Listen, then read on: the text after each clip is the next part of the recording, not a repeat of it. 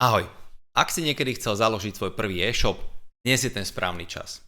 Moje meno je Tomáš Bugáň a viac ako 14 rokov sa venujem e-shopom, webom a mám za sebou stovky vytvorených projektov. Dnes som tu na to, aby som ti zdieľal svoje know-how, ktoré som sa naučil za túto dobu, tak, aby si ho vedel prakticky a okamžite využiť k nastaveniu svojho prvého e-shopu alebo svojej prvej stránky. Poďme rovno na to. Ak už máš doménu a hosting, tento krok bez problémov preskoč. Ak nie, alebo si v živote nekupoval nič takéto, poďme sa na to pozrieť. Čiže ako prvé si potrebujeme kúpiť doménu a hosting. Toto môžeš urobiť na jednej zo stránok, ako je napríklad WebSupport, WebGlobe Yegon, alebo napríklad ako Elbia Hosting. Ja odporúčam tieto tri, samozrejme, to je v čase, keď toto video natáčam, možno, že ty nájdeš niečo lepšie. Ja to teraz budem vyklikávať na WebSupporte, keďže tam potom následne budeme aj inštalovať a vytvárať si web, ale raz keď to zvládneš tu, budeš to vedieť urobiť hocikde. No, ak by sme chceli kúpiť doménu, tak ako prvé si ju musíme overiť, či je vôbec dostupná. Sem vieme zadať teda svoj názov, ktorý by sme chceli. Dajme tomu, že návod ako založiť e-shop.sk. Verím, že toto bude voľná doména, aby som ti mohol ukázať, ako sa tam potom preklikneš ďalej a ako si ju vieš kúpiť. No, doménu máme voľnú, super. Chceme SK verziu, pretože e-shop bude podnikať na Slovensku. V tom prípade by som tuto klikol na kúpiť. Hej. Áno, ponúka ti ju zdarma aj všelijaké online domény a ďalšie veci. Pokiaľ naozaj chceš založiť svoj prvý e-shop a ešte nevieš, či chceš ísť do zahraničia, a nie je momentálne potrebné určite, aby si nakupoval aj tie ostatné domény. Ak máš samozrejme ambíciu ísť s tým e-shopom aj ďalej, tak to už by sa malo odrážať od toho, ako prídeš k tomu názvu a mala by tam byť nejaká aj tá analýza toho, či vôbec ten názov už niekto nepoužíva a či je voľný. Keď sme si našli teda doménu, potrebujeme k nej ešte hosting. Hosting môžeš vnímať ako, dajme tomu, virtuálny priestor, kde sa budú nachádzať súbory tvojho e-shopu, v tomto prípade e-shopu. Bude tam aj doména, budú tam všetky dáta a taktiež tam budeš mať cez to aj e-maily. Čiže ak chceme kúpiť hosting, potrebujeme si pozrieť, aké hostingy ponúkajú. Je to veľmi podobné, ak by som sa klikol napríklad aj sem, tak tu sa môžeš pozrieť, že tiež tu majú časť web hosting, to isté platí aj o LB napríklad.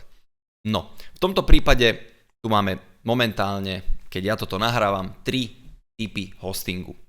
Tento prvý by som neodporúčal už len kvôli tomu, lebo 1 giga dát, ak si vezmeme, že tam chceme mať web a aj nejaké e-maily, je veľmi málo. Čiže rovno by som ti odporúčal tento balíček, ktorý je, áno, síce na 3 domény, ale máš tam aspoň 20 giga. Nemusí sa však ničoho báť, ak by si napríklad potreboval viac dát, kedykoľvek si to vie zvýšiť. Čiže klikol by som si potom na chcem si objednať. Ono by sa mi to pridalo do košíka. Tak, tuto by som to už mal v košíku. Pokračoval by som v objednávke. A tu, či už by som bol existujúci zákazník, lebo tu mám účet, alebo nový zákazník, tak by som postupoval ďalej. Ja to samozrejme nebudem teraz kupovať, lebo nepotrebujeme takúto krásnu doménu, aby sme vedeli ako keby dneska fungovať. Takže prejdem rovno k ďalšiemu kroku, len medzičasom si to tu pekne pozatvárame. Nech máme pekné prostredie a dobre sa nám pracuje a máme to prehľadné. A ako náhle to kúpim, čo je ešte inak jedna dobrá vec, čo ti odporúčam, pri doméne, ak nechceš myslieť na to, kedy to presne má byť, alebo nechceš, aby ťa niekto nachytal, určite si tam nastav automatickú obnovu, to znamená automaticky, aby sa ti tá doména predĺžila. Hej? Keď tam nastavíš kartu, tak o tú doménu neprídeš. Samozrejme, oni k tomu vždy posielajú e-maily, ale je to takto bezpečnejšie a keby sa čokoľvek stalo, že si na dovolenke alebo ležíš v posteli a bojuješ nejaké 2 týždne s nejakou chorobou, aspoň ti to neunikne. Dobre, čiže ako náhle sa stane to, že to teda nakúpiš, tak vieš prejsť do tzv. Web adminu. Web admin je v podstate slúži cez prihlasovacie údaje na to, aby si vedel pozrieť svoju doménu a svoj hosting. Ja budem používať v tomto prípade doménu, na ktorej obvykle aj školím. Je to VPA, hej, máme služby, prejdem do služby VPA A v tejto službe potrebujeme ešte vyriešiť jednu vec a to je inštalácia CMS. Hej? Čiže teraz už rovno ideme do toho, že si ideme inštalovať WordPress na náš novo zakúpený hosting. Keď si správne nakúpil doménu a hosting, tak samozrejme doménu máš pripojenú k hostingu.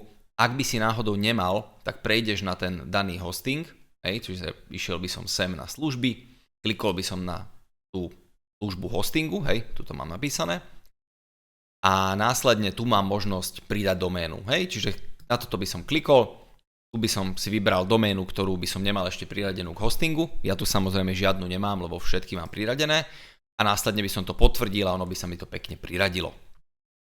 No, ale keďže ja to mám už priradené, prejdeme rovno na CMS a tu máme niekoľko možností, ktoré môžeme inštalovať.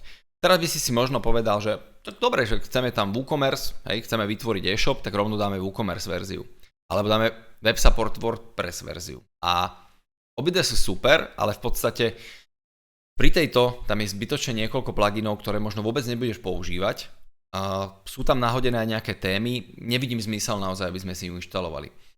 Najjednoduchšie, čo môžeš spraviť, je nainštalovať si čistú verziu WordPress a následne si pridať tie témy, také rozšírenie a také pluginy, ktoré tam budeš chcieť používať a nemusíš čistiť niečo, čo tam bolo predinštalované. Čiže klikneme nainštalovať. A tu je prvá vec, ktorú potrebujeme ako keby rozhodnúť, a to je, že kam to vlastne chceme nainštalovať. Pokiaľ je to nová doména, nič tam nemáš, tak samozrejme inštaluješ na hlavnú doménu, to znamená v tomto prípade by to bolo www.vpa.sk. Ja však nechcem inštalovať na hlavnú doménu, ale chcem to dať na subdoménu, Čiže aj ty, keby si chcel mať, dajme tomu nejakú testovaciu stránku, alebo niečo, kde by si chcel možno vyskúšať niečo inak nastaviť, tak vieš urobiť to, že si to nainštaluješ na subdoménu. Ja si tu napríklad dám e-shop.vpa.sk. V tomto prípade ja si tam dám e-shop, kontaktný e-mail si dám svoj iCloudiacký, prihlasovacie meno si dám Tomáš Bugaň, heslo si nechám vygenerovať, takto.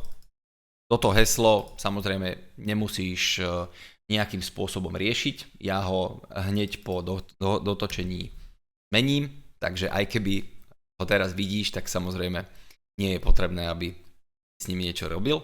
A následne by som klikol nainštalovať. No a už máme informáciu o tom, že sa nám to inštaluje, takže teraz chvíľku počkáme a o chvíľu už budeme mať hotový alebo nainštalovaný náš čistý WordPress. Dobre, webovú stránku máme nainštalovanú, zatiaľ to vyzerá veľmi minimalisticky. Či už sme si to pomenovali e-shop, alebo si chceš nainštalovať proste obyčajný web, tak samozrejme máš tú možnosť.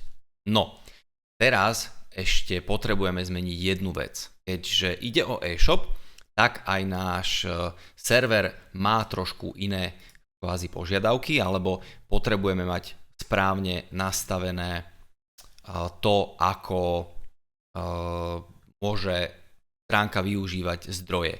A to prejdeme do služieb, vyklikneme si opäť ten hosting, ktorý máme, prejdeme do web. Ja tu tých webov samozrejme mám viacero, ale potrebujeme si nájsť teda konkrétne v tomto prípade e-shop VPA. Ešte ďalej. Áno, tu sme. A tu potrebujeme kliknúť na 3 bodky, nastavenie PHP. Ja to pravdepodobne nastavené už budem mať, ale aj keď to nebudete riešiť, alebo aj keď to nebudeš riešiť na WebSupporte, potrebuješ mať tieto hodnoty minimálne takto nastavené. Ak sa jedná o e-shop, tak tu musí byť minimálne 252. No a čo je kľúčové, max input vars, štandardne je to nastavené len na 1000. Samotný WordPress odporúča mať to nastavené aspoň na 5000, čiže ja odporúčam pri e-shope mať to nastavené aspoň takto. Následne by som klikol uložiť a na WebSupporte máme vyriešené všetko, čo potrebujeme. Neskôr sa ešte môžeme vrátiť, dokončiť nejaké e-mailové nastavenie, ale teraz je to v poriadku. Ak sa chceme prihlásiť do našej webovej stránky, potrebujeme ísť na klasickú adresu /. wp.admin. Akurát namiesto lomeno som dal niečo iné. Tak. A dostaneme takúto prihlasovaciu stránku. Sem zadávame tie údaje, ktoré sme si vybrali počas inštalácie. Ja som si už zmenil heslo, takže to si skopírujeme. Dám sem teda svoje prihlasovačky. Tak, heslo a kliknem na prihlásiť sa, ale predtým ešte chcem mu ukázať jednu vec a to je, keď by som si náhodou aj zabudol heslo, viem kliknúť sem na zabudli ste heslo, zadám sem svoje používateľské meno alebo e-mailovú adresu a následne si môžem poslať odkaz s možnosťou nastavenia nového hesla. Ale ja teda viem, ako sa tam potrebujem prihlásiť, teda kliknem na prihlásiť sa. Okamžite sa dostávam na nástenku, kde máme nejaký základný prehľad toho, čo sa deje na našom webe. Ja obvykle to, čo robím, je, že si tuto otvorím aj možnosti zobrazenia a povypínam si tieto základné veci, ktoré tu sú, keďže tieto tu obvykle nemusím mať.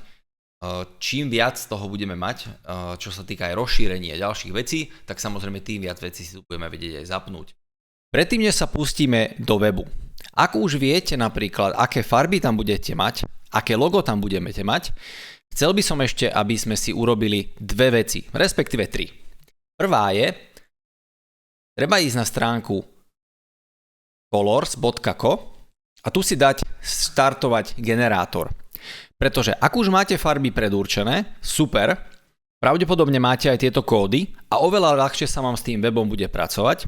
Ak však ešte tieto kódy nemáte ako keby určené, tak sem viete prísť po ako keby inšpiráciu toho, ako by to mohlo vyzerať, aby tie farby spolu pekne ladili a nebolo to veľmi kriklavé, alebo ste nenakombinovali tie farby nešťastne. Keď sa vám nepáči niektorá paleta, stlačíte len znova Space a opäť máme niekoľko verzií, ktoré si môžeme vybrať. Čo je kľúčové? Ak sa vám niektorá farba zapáči a chcete ju použiť, tak si ju jednoducho viete fixnúť, znova stlačiť napríklad Space a oni sa nám menia potom ostatné. Ak by sa mi páčila ešte táto farba v kombinácii s touto, ale nepáčia sa mi tieto, tiež si to viem zafixovať a vyklikať si to, aby sa mi to páčilo. Keď to mám ready, keď som pripravený, že áno, toto sú farby, ktoré chcem používať, kliknem na export a pravdepodobne si to dajte buď ako PDF-ko alebo ako obrázok, hlavne aby sme vedeli potom tieto kódy, farebné kódy potom použiť na stránke, keďže v téme ich budeme nastavovať a znova používať tak, aby keď náhodou nás napadne, že niektoré sa nám nepáči alebo chceme zmeniť odtieň, aby sme to vedeli urobiť z jedného miesta a nemuseli to na stránke urobiť na ďalších 40 miestach. Čiže toto je prvá vec. Druhá vec je, ak už máte nejaké súbory, ktoré tam chcete na stránke mať, pripravte si ich do nejakej štruktúry priečinkov. Hej, môže to byť napríklad homepage, kde môžete mať obrázky a dajme tomu aj nejaký Wordový dokument, v ktorom máte texty, určite logo a prípadne na podstránku o nás, alebo na služby, alebo môžete mať túto jeden dokument, kde budete mať všetky texty k stránke a s tým budete pracovať. Čo vám to umožní, je pracovať efektívnejšie, nebudete to musieť ich znova a znova hľadať a vymýšľať, že teraz kam som tam dal tie veci, mám to tam, nemám to tam, toto som mal na tomto mieste, toto mám vzťahnutých, toto mám na ploche, ale môžete sa sústrediť na to, aby ste reálne tú stránku tvorili. Tretia vec. Ak máte logo a máte ho v tzv. PNG, to znamená, že je bez pozadia, takže nemá. Hej, ja mám teraz nastavený tmavý režim, preto je za tým logom tmavá farba, ale ak by ste mali takéto logo, že tam máte pozadie, prosím, predtým, než začnete ho dávať na web, choďte na canva.com, urobte si účet, prihláste sa, následne to logo tam nahrajte v akomkoľvek dizajne a dajte si tam efekty, normálne tam je, že upraviť obrázok alebo edit foto, dajte si odstraňovať pozadia a odstráňte pozadie z toho loga a následne tuto hore potom budete mať také, že share a tam kliknete a uložte si to ako PNG. Vďaka tomu budete mať logo, ktoré je bez pozadia, tak ako má ísť na web.